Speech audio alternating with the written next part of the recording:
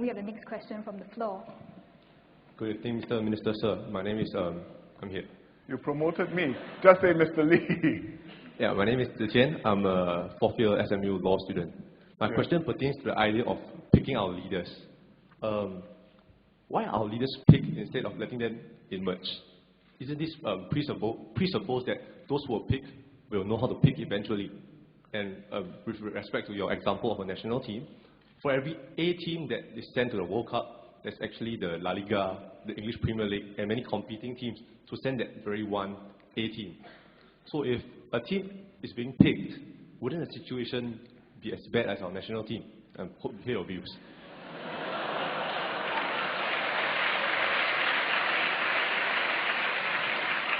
I don't want to say anything about our national football team. But notwithstanding the travails of the national football team, other countries only have one national football squad. And they win the World Cup from time to time. Why do we have to pick leaders? We cannot pick leaders. I cannot say who my successor will be. My predecessor didn't pick me. But what I can do is to make sure that I bring into the net a group of people, half a dozen, maybe 10, who show promise, have talent, and hopefully amongst them will develop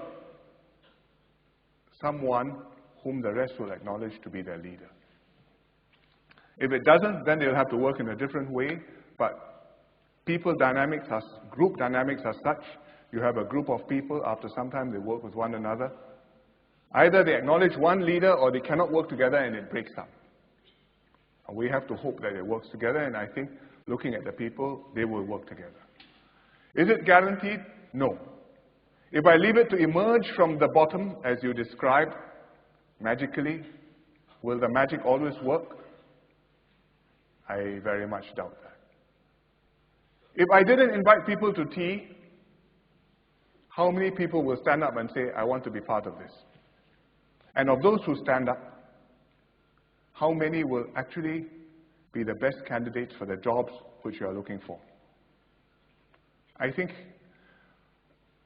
there are very few countries who do it like Singapore, so your question is a very reasonable one. The only other country which does it, something similar to us, is China. No, in all seriousness, is China, because they have a system where they got the key people all over the country kept track of by the Zhongzubu, Central Organization Department.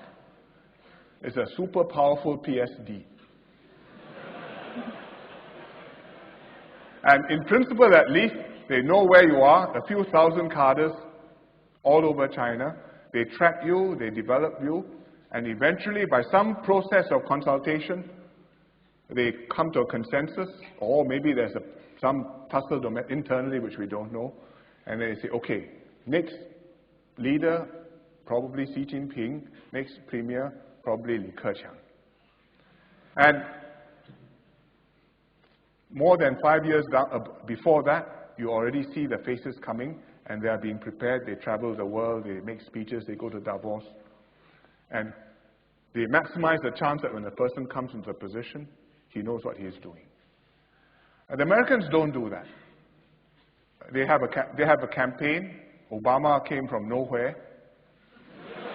No, I don't mean that in a good or a bad sense, but just a description that he came from nowhere. Nobody really knew him as a plausible, quick candidate.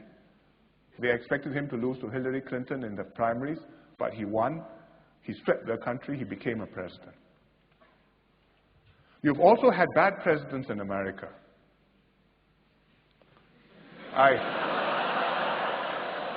You are a political scientist, right? Or you're a lawyer.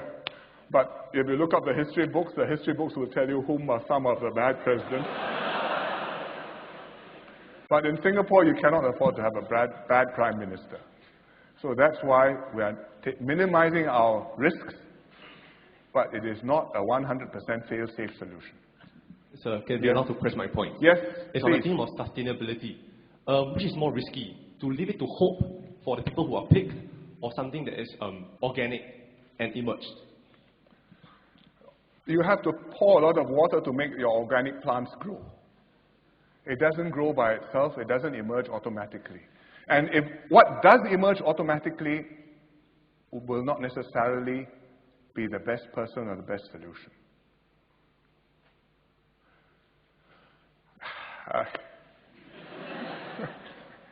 In an ideal situation, we don't have to do anything, right?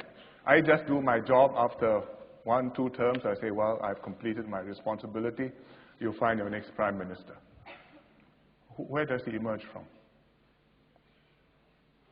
At that point, and he comes and say, well, like Jimmy Carter. Jimmy Carter emerged also from nowhere. He said, hi, I'm Jimmy Carter. I'm a peanut farmer, and I'm running for president. And this was after Watergate, and he became president. And many consequences followed that. Now he's a very distinguished ex-president, but when he was a president, the world held its breath. Sir, Yes. exactly that, and USA is still around and functioning as a superpower And, because of something and sustainable. Singapore is like USA as a superpower. I take a point. Thank you, sir. Thank you very much, PM Lee.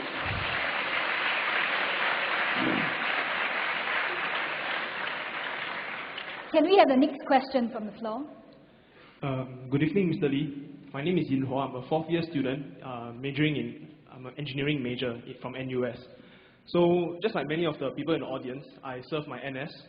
When I graduate this year, I'll be paying taxes.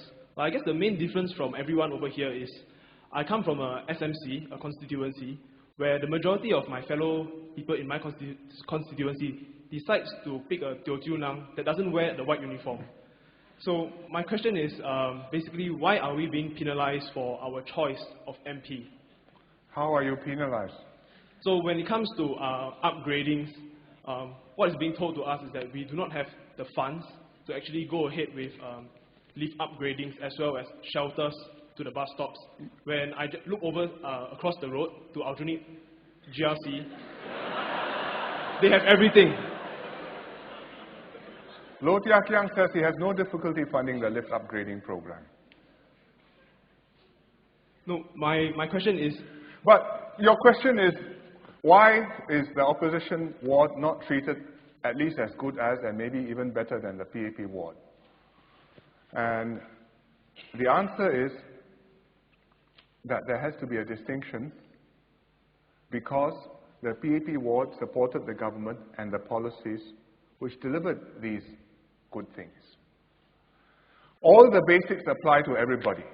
Your roads, your trains, your houses, your schools, your hospitals, your security and defense. But the extras, which comes down to the upgrading programs, it's a national program, but between the people who voted and supported the program and the government and the people who didn't, I think if we went and put yours before the PAP constituencies, it would be an injustice. so having said that, can I pay less taxes and maybe take 1 or 2 years off my NS?